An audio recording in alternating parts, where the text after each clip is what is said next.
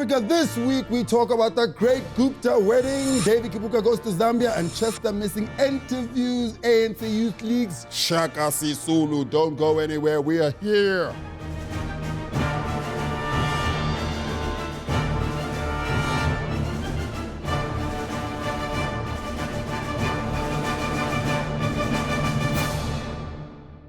Yes, it's been confirmed, it's official, it's in the history books. Tell your mama, tell your uncle in the back room, tell Ukoko who's dying of diabetes in hospital that the Guptas run this mother.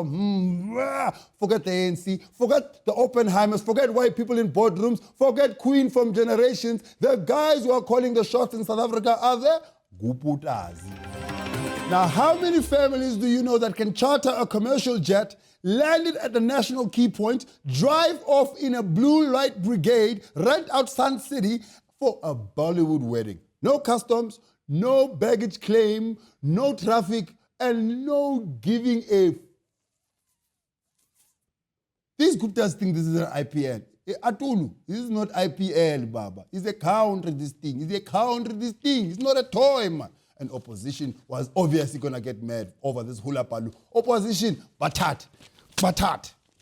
Would this have taken place when you were still in charge? It could never have taken place, first of all, because no aeroplane could enter South African airspace without it being detected by our defense establishment. When you were defense minister, Baba, this would have not happened. A private jet full of Guptas would have never landed. But an arms deal would have happened.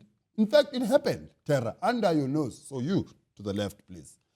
And what did the madam from the Western Cape have to say? Helen, our Kuluma, say something.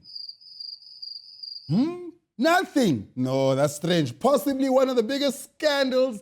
And nothing, Helen, nothing. Unbelievable. Everybody had something to say. But I wonder why Helen said nothing. I wonder. I and my colleague Ian Davidson duly went to the Guptas' home, ate some of the most delicious food I've ever eaten, and received the check for 200,000 rand from the individual. Okay, maybe someone from the Alliance can help us out. The Alliance, I mean, what do we have to say about this? Hula paluhu. These people want to turn our country into a banana republic. Once you have poor political judgment, you can plunge the country into trouble. Whoever have given permission really was out of order. Yeah, your comrades are mad because you did not get an invite. Comrades did not get an invite. The comrades didn't get an invite. The comrades, no. Yes, I have the invitation as an individual. And you'll be attending? I will not be able because I'm not able, I don't have time, I'm busy in the ANC. Gwede, we don't know what you are busy with, but we want to tell you this was the wedding of the year. Manga. You didn't get an invite. How could this even happen? How could a breach of security be allowed? Either we have the most useless defense force in the universe or someone is lying. We needed answers. So what did our leaders do? They do what they always do. They call their press conference. Jing. And we're not just talking any old press conference either. This was the Titanic of press conferences. Yeah. Okay, we only call it Titanic because it's the only boat capable of holding Defense Minister Nosifio Mapisa Ngabula. All the ministers were there. Justice Minister, Home Affairs, Foreign Affairs, Defense, Minister of the Presidency, Head of SARS, Ria Pihecha, who is in dire need of a trip to the hair salon. I mean, come on. So many heavy hitters in attendance. Surely they could get to the bottom of this. Who paid for the petrol for this jetty? Did these people go through customs? Are they going to get charged? Give us answers, something. So I do not know. We're not sure. We're not sure. Okay, we'll make it easy. When is Christmas? We are not sure. Is there anything about this that you do know? Tell us something that you know. There was no executive authority granted. Okay. Are you going to tell us the truth? And when you tell us the truth, when are you going to tell us the truth? We have appointed a team. This team is expected to report within 7 working days. 7 working days. What are we doing here? Cashing a check? With strikes, public holidays, weekends, sick leave, basically you are telling us we'll hear about this thing in 3 years' time. I suppose these findings will come at the same time as the Nkandla report. So the whole of Parliament came to tell us that none of them gave permission, especially not Jacob Zuma. If there was a world championship for not giving permission to the Guptas, Jacob Zuma would be the winner. He just never gave them. I did not give them permission to vote. I did not give them permission to renovate my house. Now, for obvious reasons, some among us have a difficult time believing that the president had nothing to do with this, even though he made sure he was far away from the crime scene, didn't rock up to the wedding. What we know from past readings and watching the news, that Jacob and the Guptas are what we know as BFFs, best friends forever. But if we've learned one thing in South Africa, is that your man Msholozi is not the best of BFFs, Joe. He's not the best guy to have in your corner. You guys don't learn, Joe. What happened to Shabir? Thrown to the wolves when he needed Msholozi the most. There, there. And the wolves were eating him alive. All the Guptas wanted was a fabulous wedding for their daughter, but things, feces, hit the fan, and their friend Msholozi was nowhere to be seen. I bet you they've been trying to call him. Emperor Jacob has been like, no, I'm not picking up. This is what happened. They've been calling, but Msholozi's phone is on voicemail. Nobody can take your call. Nobody. The warning is clear. Roll with Gedlahlekisa at your own risk. Because Msholozi, when things hit the fan, Msholozi is nowhere to be seen. And you know what? We dug up something from the SABC archives from Pumpkin Patch, and it will teach everybody how friendship essentially works, especially, in the dynamics of South Africa. You take a look at this. It's educational. Hello, friendly friends. Today we're going to learn about friendships. Everybody needs a friend, but sometimes friends can be bad for you. Always remember this, friendly friends. Friends need to have your back and not stab you in it, because that's just whack. If you march for your friends under the hot Limpopo sun and promise to kill for them, if you sing for your friend and get him off some charges, the least they can do is let you have a tender, go on a drunken bender with a bright and gorgeous slender. Not accuse you of slander and tear your life asunder. No, those bloody agents.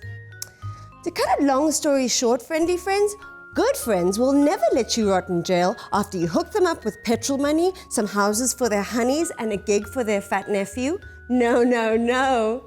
So always remember to avoid a backstabber, and if his name suggests he may, best you stay away. Good night, friendly friends, and watch your backs. Well, there you have it, South Africa. Choose your friends very carefully. I'm not saying don't be friends with Msholozi. I'm just saying be very, very careful. Be very, very, very careful.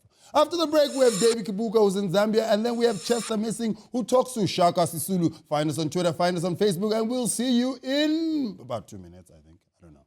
Minute.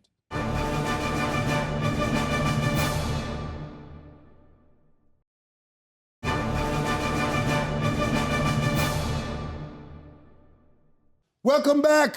We now cross over to David, the international man, who's in Zambia. Dave, how is it there? This place is Lord. What's happening there? Tell us what's happening, man. The deputy president of Zambia came out and said that South Africa is backward. And he meant the whole of South Africa, not just Limpopo. Dave, it's a new season and you're already on Limpopo's case. Come on, Dave, give him a break. It's 2013 and people from Limpopo still believe in witchcraft. And Limpopo witches aren't even cool. Witches from the rest of the world fly on brooms, but Limpopo witches fly on loaves of bread, and then after work they take taxis. I just want to ask the people of Limpopo how they can believe in witches that say things like, after robot, or shot left. Okay, Dave, what is this going to do? I want my change. What does this have to do with the Zambian deputy president? And when the witches from the fairy tales bewitch you, they do cool things like turn you to stone. But the witches from Limpopo bewitch you by stealing your nipples or making you lose your job. So when the sheriff comes to repossess your couches, your neighbors go, yo, he can't pay his elerins because bamloile. Okay, what does this have to do with the deputy president of Zambia? Anyway, what does this mean for relations between South Africa and Zambia, Dave? Before our government does anything, they first have to find out what those relations are. Because you know people in parliament have no clue what the relationship between Zambia and South Africa is. So what are they going to do? They're going to set up a task team to find out exactly what Zambia gives us. Like, does Zambia give us coal, water, fizzes, or people to do our gardens? And if they find that Zambia gives us nothing, the government will tell Zambia to sack. But why would their deputy president say that? I mean, it's one thing to think the thing, you know? But to say that we're backwards and actually say it. No, Dave, it's not cool. Why do you think he said this? He said that because he didn't go to the Mac Maharaj School of No Comment. For those of you who don't know, Mac Maharaj is Jacob Zuma's spokesperson, but all he ever says is no comment. Like, he will call a full press conference and refuse to say anything. Apparently, when Mac Maharaj was getting married, and the priest asked, do you take this woman to be your lawfully wedded wife? Mac replied, no comment. Well, at least the Zambian deputy president is honest, huh? And he says how he feels. Don't you think that our politicians should also be honest and just tell us the truth there? Thank you, Lord.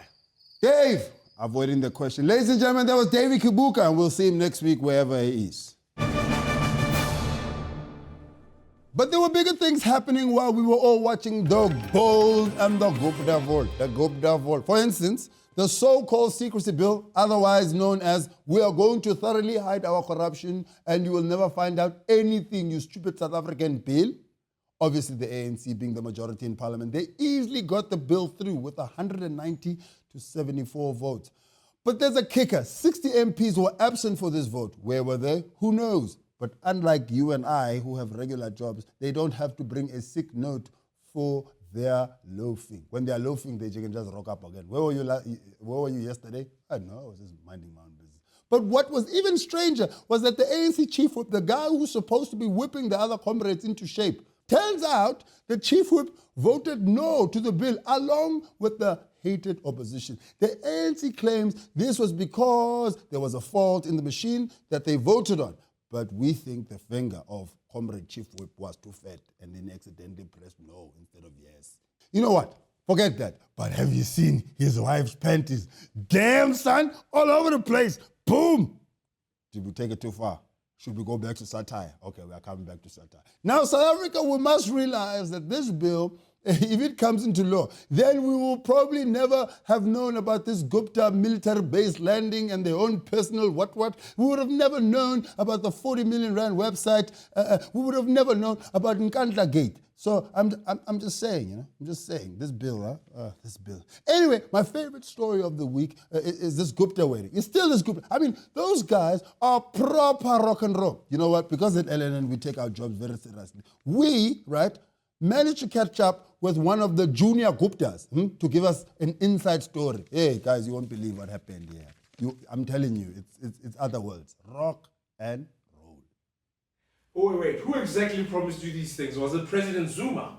Listen, people know our relations with our president. We're very close. We're very close with the O. Now I'm just saying that we're a very generous family. In fact, we are generous to a fault. Oh, wait. Do you expect him to return the favor by giving you access to state resources?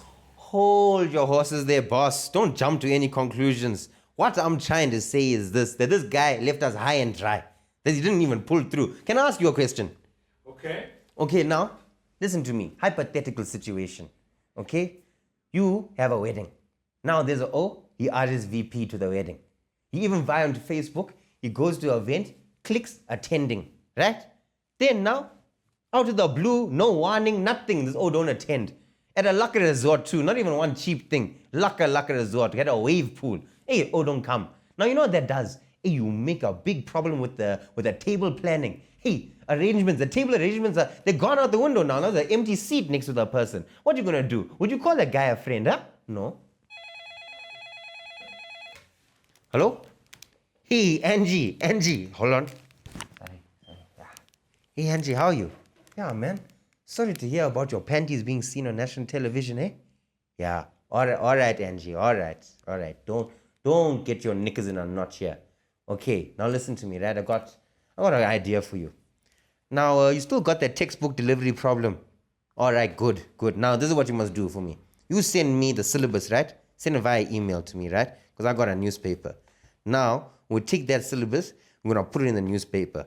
Now, what you're going to do with that, we then take that newspaper, we sell it. Get your department O's to buy the newspaper. You want them to buy the newspaper, so then we benefit, you benefit. Then it gets delivered. Somehow, the children are going to read the newspaper. The children, the school children are going to read the newspaper, right? Oh, okay. So you must just send the thing to me. It's a big email. Just send it one time. Okay, yes. juniorgupta@gmail. Okay, good. I got another call. Okay, Angie. Okay.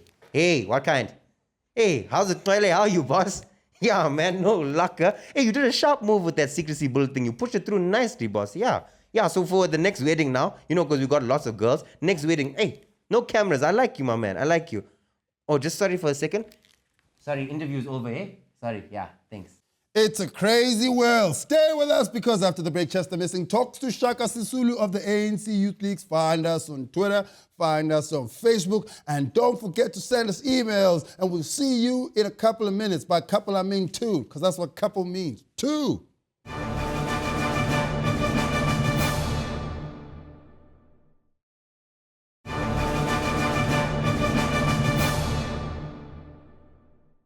Welcome back. Our political analyst, Mr. Chester Missing, interviewed one of the ANC Youth League members, task team person, Shaka Sisulu, and this is what went down. Task team, Baba, Batata Chester.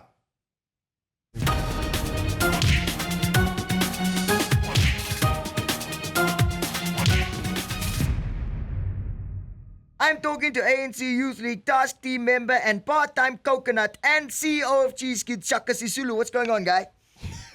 I'm good, man. I can see that. You got my credentials all wrong. What are your credentials? I'm no longer CEO of Cheese Kids. You no longer see it? Did they fire you? I'm a board member. They fired me. And the Coconut Club as well. They're like, Youth League. You gotta go.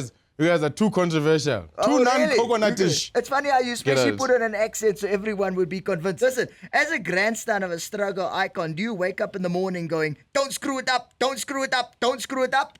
No, I go to bed thinking it. You go to bed thinking it. Don't screw. Don't screw. Don't screw. Well, in the ANC, we've got enough screwing coming from the top. But quite seriously, boss, I mean, you do send out newsletters about yourself and you run charities. Are you like the Prince William of South Africa? No, not yet. Not yet? He's getting there slowly. Mzwandile Masina, the convener of the Youth League task team, is 38 years old. I think we should take it as a rule that if you're no longer youth, if you're old enough to be a sugar daddy. Well, the point about being in the Youth League is that you have to be under 35. Yeah. One of the things that we're very careful about is that people who aspire to lead the Youth League should be given a chance to do so once we take the Youth League to an elective conference. And we are like curators at this point. The curators. Okay. There you have it, people. The ANC Youth League is now a museum. They got rid of Julius. So why did they need to get rid of the entire Youth League NEC? I mean, that's like throwing away your TV because you didn't buy a DVD. Chester, do you have family? No, I'm a puppet. Seriously. Okay. If you had the one with a big family. Yeah, I have a big family. And that's how you got this job. Okay. And here's what happens in families. Yeah. Sometimes, a young teenage son and the father are at loggerheads, and sometimes what you need is an older brother to intervene. Okay, no, I like this whole family analogy. It works for me because your dad's Max Sisulu, Bram, Hanekom, his uncles. I mean, basically was the entrance requirement for the task team. Who's your daddy? Well, the sad thing is then where are all the other ANC kids? Oh, that's a good question. Are they coming in later? I mean, what is this? One big family. When are you going to get tenders? I mean, it's like a natural progression now. You know what was cool? That no one ever said one big family when there were activist families in jail. Yeah, that is true. The reality is activism sometimes is taught within families, and it just so happens that out of 5 brothers, 1 brother will go into activism. No, you're right. And so are tenders in families. So are tenders. What a funny coincidence. But what are you going to do about the fact that many South Africans believe the Youth League has gone from being young lions to middle-aged lapdogs? I mean, even Floyd Shivambu, who was actually elected in there or put in by elected people, thinks that you guys are hologram. Did he say that? Yeah, he said it on Twitter. That's so awesome because we are, after Brenda, I think we're a bigger hologram than Brenda. Yeah. Well, you certainly we're like the first real holograms. You've been eating the chicken with the chilies. We're the first real holograms. Yeah. What I don't understand is how a middle-class guy like yourself can honestly claim to represent the fears and dynamics of the working classes. Shame. Someone should have asked that of Che Guevara. Yes, many years ago. Fair. And Fidel Castro. Fair. We should also ask it of Lindiwe Mazibuko, maybe. I don't know if that's middle class. Well, I mean, why should Lindiwe's claims be any different from yours? She's a what class? She's in the cookie class. The cookie class! That sounds like it's a sexual reference and I'm offended by it. Listen, boss. Fine, cooking class. Cooking class. Now it's women all doing cooking. Okay, we see where the youth league is going. The women's league is going to attack me. Oh, my goodness. Amandla. Last question. As a member of the board of Love Life, are you cool with the president's sugar daddy ways? You know, the one thing I'm excited about, being a board member of Love Life. Yeah. Sitting next Who's to your you. daddy? Sitting next to you is that you're full of latex. I am. It's a matter of time before I'm being screwed like the rest of the country. Pusha, you are being screwed right now. I know. Well, you would know, guy. You would know. You're the one with Guerre giving you tricks. You're the one with Guerre. I think you're taking it. I think you're taking it. You and Guerre. I see Guerre under you right now. Ladies and gentlemen, that was Shaka Sisulu, you blazing guy. Go, let's make the democracy happen, guy. Go. Thanks. Go. I think Chester Missing needs a task team just to sort him out as well. Now it's time for the Morale Index, where we evaluate the country's morale based on recent events. Mr. Deep Fried Man, take it away, you Jewish man, you. We're gonna show some swag. We got 100 politicians in our pockets. We're flossing, landing in your airbase. Being a Gupta's awesome. Yo, we're the Guptas, all up in this place. I hope you don't mind if we land in your air base while the ANC and DA fighting over Madiba. We've been getting hated on by more peeps than Bieber at the Valley of the Waves, getting served by white waiters. We've got white slaves and a PJ, so f the haters. We're gonna show some swag. We got 100 politicians in our pockets. We're flossing, landing in your airbase. Being a Gupta's awesome. Welcome to our guests. I'm glad you all could be here. We've got a lot of food, so we invited Kulebuse as well as a bunch of ministers who came here but are hiding from the cameras so they don't make the paper. It's lucky that we own the new age, so we can make sure that all of this doesn't make the front page. We're hoping that it will just disappear. Please stop bringing our dirty laundry out in the air like Angie's underwear, because ultimately we think the wedding was a huge success. 1,000 guests, 5 suspensions and 3 arrests, which is irrelevant because we got the president on speed dial. Hop, hop, hop. Whopper Gupta style. We're gonna show some swag. We got 100 politicians in our pockets. We're flossing, landing in your airbase. Being a Gupta's awesome. Thank you very much, Deep Fried Man. We'll see you next week. South Africa, find us on Twitter, find us on Facebook, and send us emails because you love us. If you don't send us emails. And let's keep this country unpredictable.